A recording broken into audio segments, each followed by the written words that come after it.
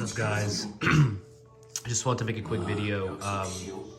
I have a new Sony A80J, a Denon S750H receiver, a PS5, and I have a 5.1.2 setup here, which is, it's a Klipsch setup, so it's a left, a right, a center, and then I have two rears, and then two heights. Obviously PS5 doesn't support Atmos, so I'm running a 5.1 setup here essentially for the PS5 at least. Basically, when you set up your PS5, the A80J, if you have one of the most recent firmware updates, it will auto adjust the HDR, but that's not correct at all. You would need to go into brightness here.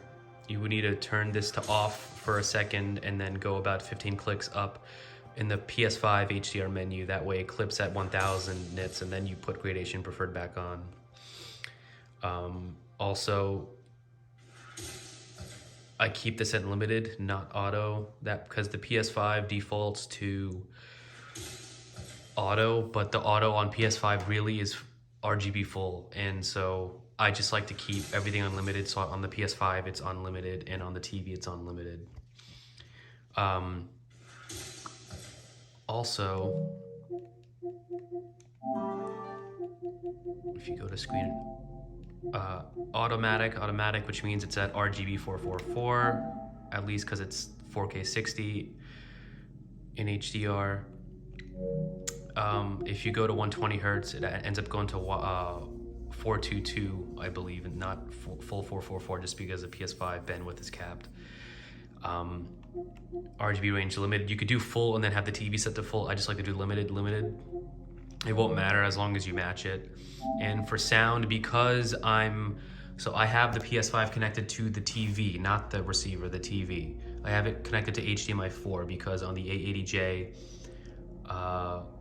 the only two HDMI 2.1 ports are 3 and 4, and eARC is 3. So I have the PS4 into HDMI 4, and then the receiver is connected to HDMI 3, and so I have eARC on, which means I can actually set audio format to PCM, so it's lossless 5.1, and instead of Dolby or DTS. That way, there's no AV sync issues.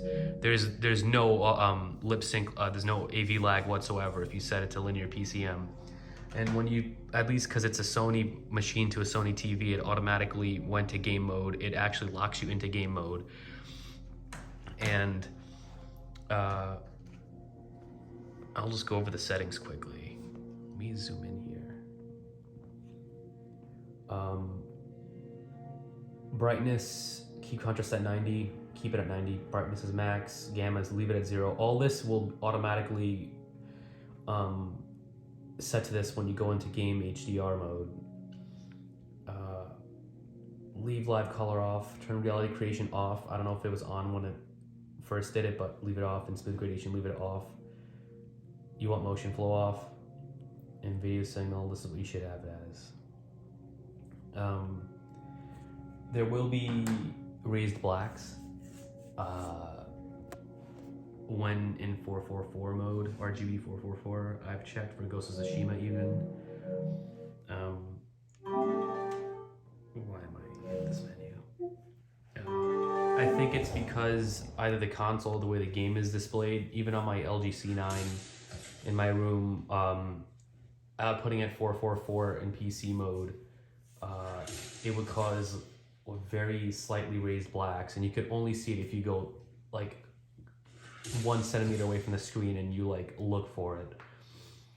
And it's not there on my C9 at least if you go to 422 or 420, but the trade-off, I'd rather, if you keep it at full 444 RGB automatic, there's like little to no banding, especially if you have a Sony OLED, because Sony panels are so much better.